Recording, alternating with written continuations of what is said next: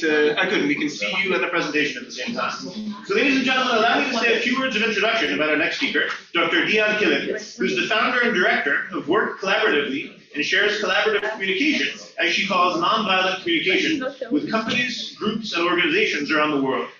She's a certified trainer at the International Center for Nonviolent Communication, a graduate of the Coaching for Transformation program, and a certified executive life coach, and founder and former director of the Center for Collaborative Communication. She's also co-author of Connecting Across Differences, a guide to compassionate nonviolent communication, which is available in English, German, and now Simplified Traditional Chinese, and author of the book Urban Empathy, True Life Adventures of Compassion on the Streets of New York. In addition to her work with organizations including NGOs, multinationals, and Fortune 500 companies, such as Merck, Johnson & Johnson, and the United Nations Development Program, Dian has designed and led workshops and retreats for the general public, including the International NVC Women's Retreat, which she founded, as well as programs at the New York Open Center, Kripalu Life Labs, the Omega Institute, and 92nd Street Y, among many others. In 2002, she was the lead trainer and organizer of the first ever 9-day international intensive NVC training in Dublin, Ireland, where she now resides. The topic that she's chosen for her interactive presentation is Decolonizing Dialogue, Listening to Create Change Collaboratively. Ladies and gentlemen, please join me for a warm welcome for Dr. Dian Killian.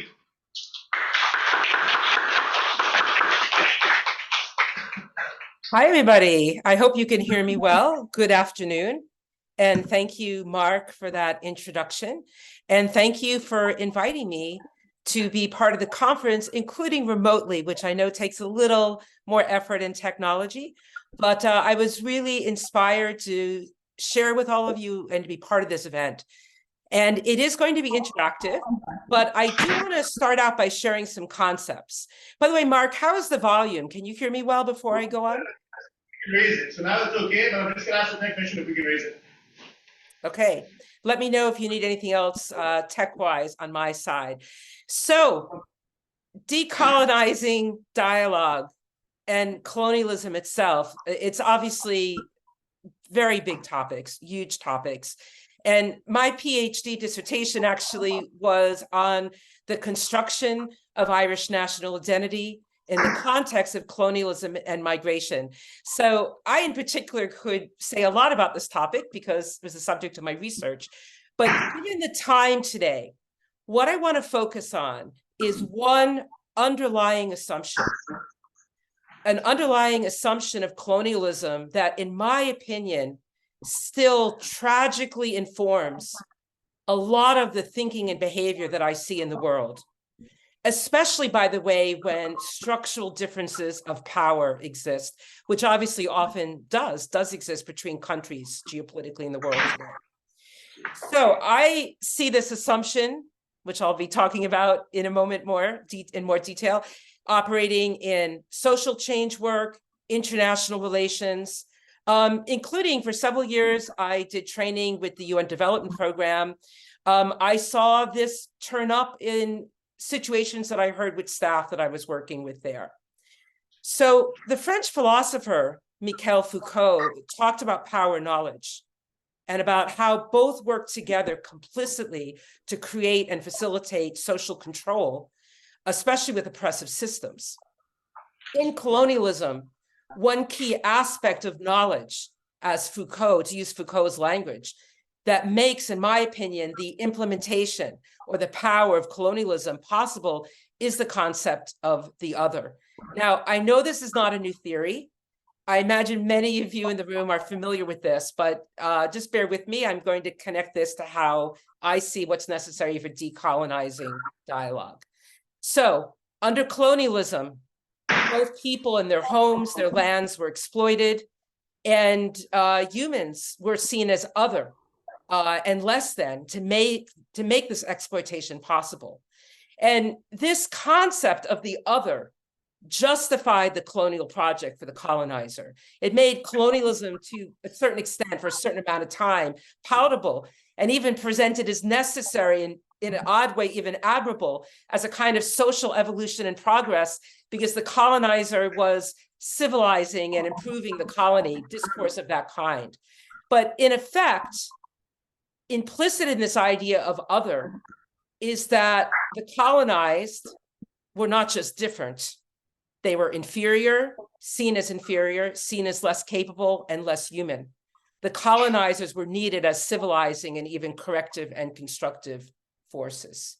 So we see this language and thinking repeatedly in how indigenous peoples were treated in the United States upon the arrival and expansion of European Americans on Turtle Island, of Europeans on Turtle Island, as indigenous people call North America, as a direct result of European colonies in North America. We see this in scientific racism. Graphically, for example, an etching such as in the Victorian publication Punch magazine, where Irish people were repeatedly presented as apes and with ape-like features.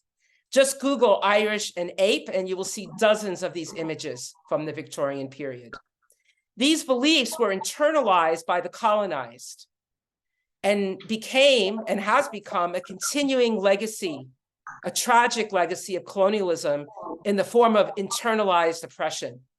And by the way, living in Ireland, I see that internalized oppression still in this culture and country after 800 years of British colonialism.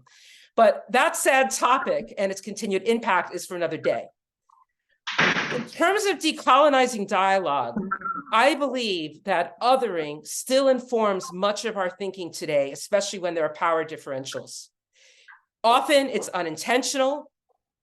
It's usually unconscious, not always, in my opinion, but often unconscious. And often, tragically, it's with the best intentions to help and be of service. This othering from the colonial project can be seen, at least in a diluted form, in my opinion, as I mentioned earlier, in international relations, social change, relief work. And it ultimately intersects, by the way, with how we see and treat the natural world. It's hard for me to give any talk today without mentioning the natural world, given the climate crisis we're in. And as part of this othering, we see the natural world as commodities and objects other than beings and systems with whom we're interdependent and share the earth. So it's not lost on me in this context that in indigenous creation myths, the first people who walked the earth, the very first thing they did is asked all the other species, what is your name? And what is your responsibility? Each species and element in indigenous, at least in North American indigenous creation myths, had their own name and they had a purpose or a responsibility, including water. In Genesis, the creation myth in the Abrahamic tradition, one of human beings' first activities was to give names. There's a significant difference, in my opinion, between asking someone what their name is and assigning a name. I'm not going to talk more right now about the snake, but that was an interesting side note, I think. So, and I'm going to now move into the slides because I have a quote here I want to share with you that I find very compelling from the Irish philosopher John Mority. When looking at a cow, we see only milk and meat. When looking at a tree, we see only timber. And when looking at ourselves, we see only labor and manpower. This quote for me sums up this attitude of othering and objectifying other people and species. So even if we are no longer in an explicit context of colonialization, the othering is still there, even in dialogue. And it's something, in my opinion, that I watch out for as someone in a body of European background, with a certain privilege coming from the United States. I'm looking for that all the time because it can come up. It's so ingrained in us unconsciously, unintentionally even. So how do we watch out in our own behavior, language, and interactions to decolonize how we are communicating and interacting with other human beings, and in my view, other species as well? How do we have a decolonized, equally empowered and collaborative discourse where both parties are approached with full humanity? The antidote, in my opinion, is to approach others with curiosity, humility, openness, and respect. But how do we do this? For me, decolonized discourse comes from the capacity to listen and discover rather than fix or advise. And because of that colonial legacy, this is well documented, people who later went in to help with the best of intentions still was coming from that place of privilege and othering other human beings. So I know as an executive coach, from my training as a coach and 20 years experience, that change happens by asking empowering questions. Change happens by listening. When people are heard, when they are fully heard, and when we listen without judgment, without demands, without condemnation, without pre-developed, pre-cooked strategies, again, even with the best of intentions, that space miraculously opens for creativity, possibility, and change, and mutual learning and empowerment. Carl Rogers. Oh, here is this question. How do we approach others with curiosity, humility, openness, and respect with the desire for shared learning? That's my vision for the world. That is what a decolonized world and discourse would look like, in my opinion. So Carl Rogers said, we think we listen, but very rarely do we listen with full understanding and with true empathy. Yet listening of this very special kind is one of the most potent forces for change that I know. And I want to tell you this last line, that it's a potent force of change. That's not just a concept. It's not just a nice idea. As a trainer in nonviolent communication, where I've spent 20 years supporting individuals and groups and organizations in hearing each other, I have seen this kind of powerful change that happens repeatedly. It is real.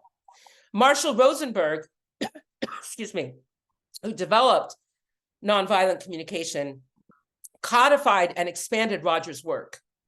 He found consistently around the world in every culture, Marshall traveled all over the world sharing these skills, that people take actions based on their needs, ultimately, and that when people are heard about their needs, they have remarkable resilience and a surprising capacity for reconciliation and generosity. I don't need to say, with what's going on in the world right now, how badly needed this is. Cultural diplomacy takes a part. I'm so glad this conference is happening. And I want to see a world where, through all diplomacy, we are really able to listen to each other. So I hope this has made sense, it's been inspiring. What I want to do now is an interactive experiment. We only have half an hour, and I've already used about 15 minutes of that. But I'd like to try a little bit of this so you can see what I'm talking about, because in my experience, people get the concept, yeah, curiosity, openness, really listening, but we don't learn how to do it. And it is a technology, just like AI and getting someone to the moon. Peacemaking and listening is a technology. So here's what I'd like everyone to do. Mark did ask that you move to the front of the room, but regardless, if you can, actually, Mark, before we go into the exercise, I want to see if there's anyone with a burning question. Or actually, can people do a raise of hands? I can see you if you raise your hands. Has this made sense so far? Is it interesting? Is there anything that's confusing before we go on to practice? Raise your hand if it makes sense and it's all interesting. Helpful for me to have that feedback.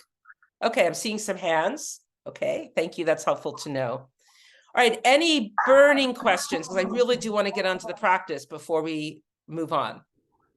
Is anyone there, Mark? If not, I'll explain the exercise. Good morning, good afternoon. My name is Dr. Alice, and I just want to thank you so much for this interactive program that we have here. Just wanted to say that I love Carl Rogers. I love his theory. How would you incorporate that with the loving, caring concept that he has? Yeah, well, for me, the kind of listening that Carl Rogers, and thank you for your question, and thank you for your interest. As you may know, Marshall Rosenberg, which I'm trained in his practice, I actually learned NVC with Marshall and led retreats with Marshall, he was very influenced by Carl Rogers. All of Rogers' work, in my opinion, is based on this deep and attentive kind of listening, where the person is held with all their humanity. And this may sound like a tall order. However, again, I've seen it in numerous contexts with NGOs, with large corporations, with nonprofits, where when people can start to listen to each other in the way that I want you to practice briefly, like I said, tremendous change happens and people have more flexibility and space. There's something about us as human beings, we have a need to be heard.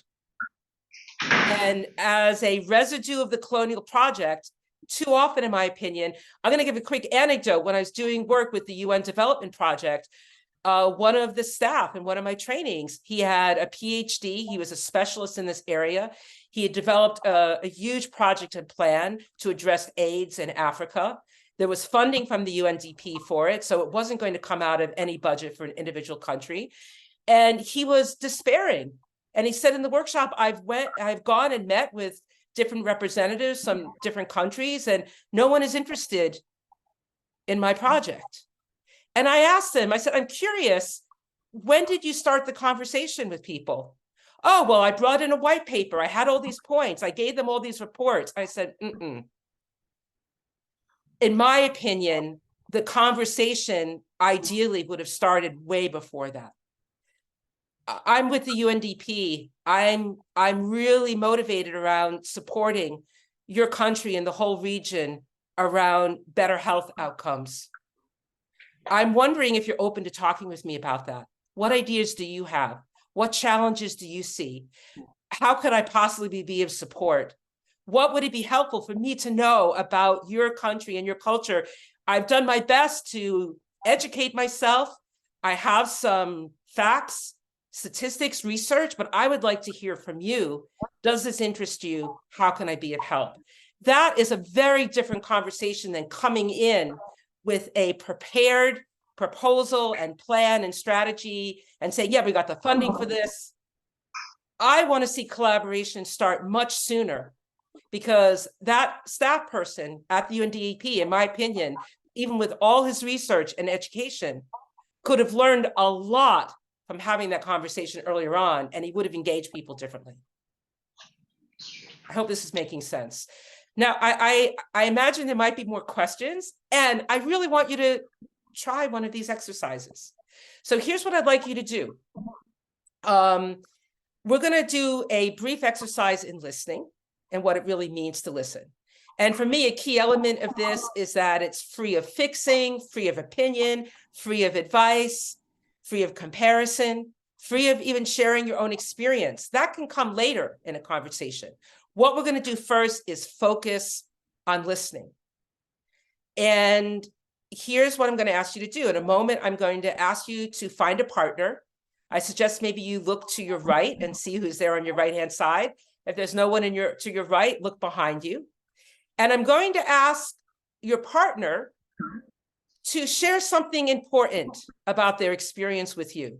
It could be about the conference. It could be about their family. It could be about their work. Something important to them that maybe they find challenging, or maybe that they're happy about and celebrating, but something important to them. So person A will share something important to that person.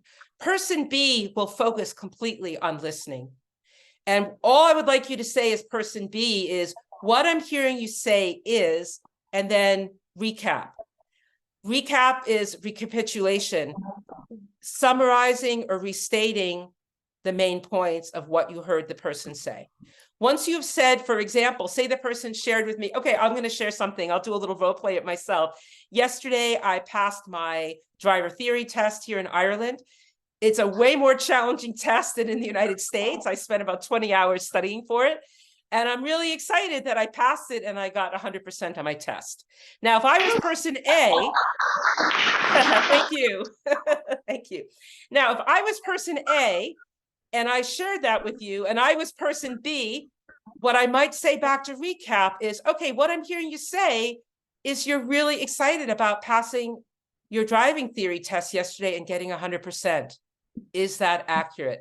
So if you look here on the slide, what I'm hearing you say is this, is that accurate? And when the person says, yes, that's it, you could also ask, is there anything else? Are you complete? And then switch. We're going to do this as a relatively fast exercise, like 3 minutes. Okay. So all I'm going to ask you to do is one person shares, one person recaps. Did I get it? Is it accurate? Great. Thank you. And then switch. And then we'll talk about your experience. How does that sound? Does that make sense? Yes. Awesome. Please find a partner. And I will make a tone when 1.5 minutes has passed. The tone will sound like la, la, la, la, la, and that will be an opportunity to switch your speaker.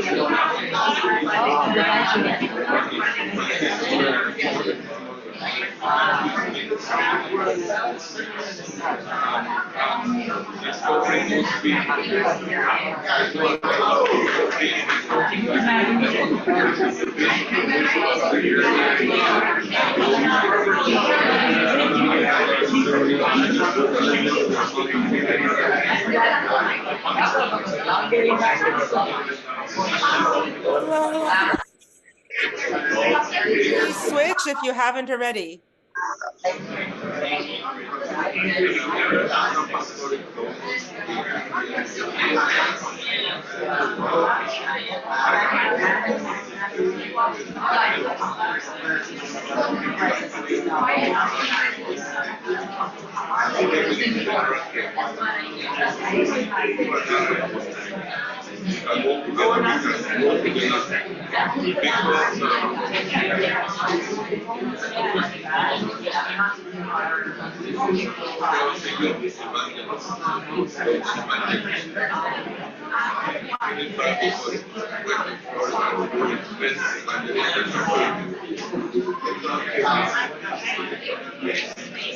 On the first day, we want to donate. Who wants to give their life prize?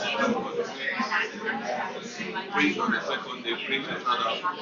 Who wants to give their life prize? All that called number. Was very discouraged. The third day, the last day of the crusade.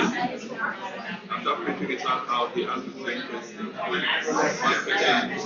And the evangelist told this guy is not doing that out of sympathy. The guy came and said, Please thank your partner and come back, bring your focus back to the main room. and be the ground of my heart. Yes, so you see the success of that crusade. So this is our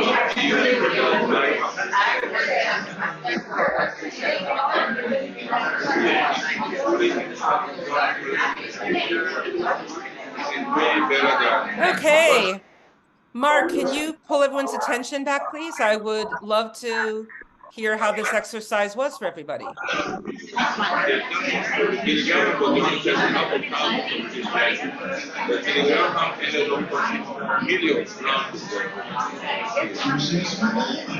that is how success So I'd love to hear from one or two people.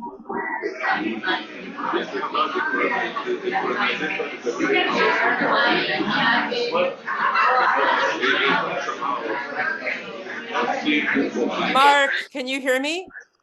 Yes. Can you get everyone's attention back in the room? Attention please, attention please. I think this session we're going to conclude. And I'd like to hear, Mark, how this was from one or two people before we wrap up. Everyone can be quiet, just because otherwise it would be hard to hear. So, attention please, attention please. Okay, my sense is that you were all enjoying that because I noticed it took me a few minutes to get everyone back, get your attention back. So my sense is you were enjoying connecting. But I would like to first see a show of hands. And is it possible, Mark, for me to, I'm seeing people a little bit from a distance. I don't know if the camera can be shifted so I can see people more closely, but I would love to see how many people enjoyed being heard in this way. Did you enjoy being heard in this way? Yes. Okay, great, I'm seeing some hands. I'd love to hear from one or two people. What did you enjoy about it? What was helpful? Okay, come back. And if you can stand up next to this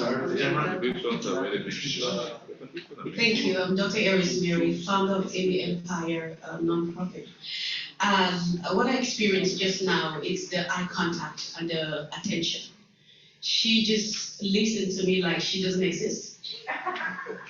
And she would allow me to ask questions based on what I was speaking, which means that she was actually listening to me. She was not thinking while I was talking.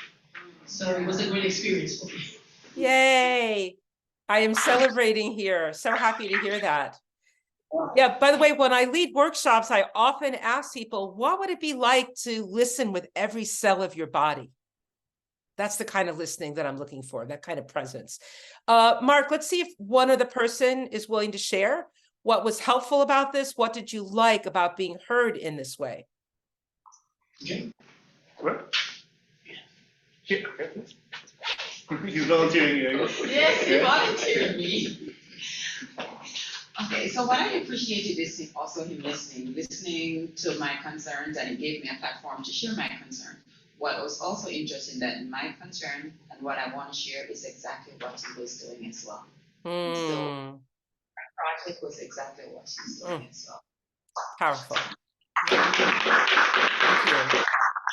Yeah, thank you for sharing. And I'm amazed how often that happens. And by the way, when there's a conflict, it's amazing to me how often both parties actually have similar needs on the table. And the conflict is around how those needs are being met.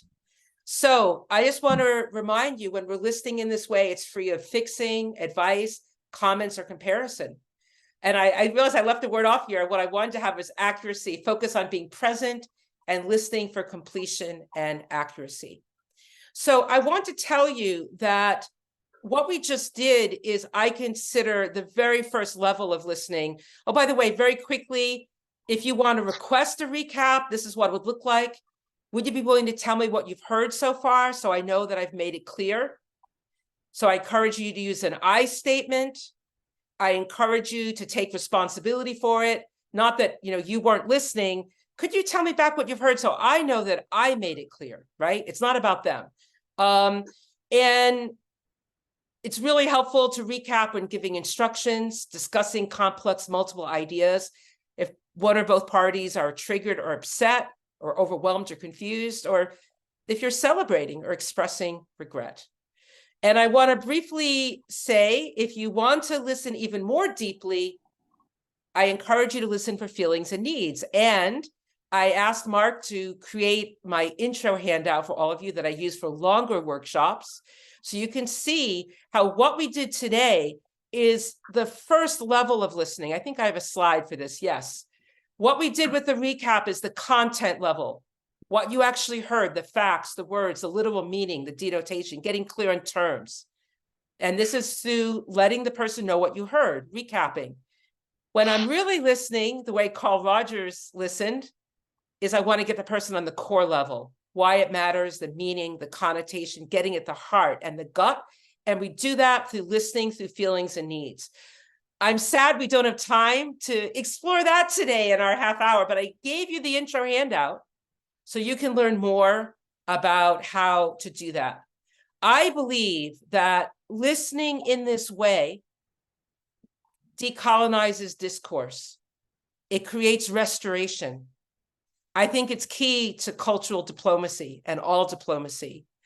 And my challenge for you, because I know this is the second day of the conference, what would happen if everyone in this room started listening this way to each other, even for the rest of the conference, if you held that intention?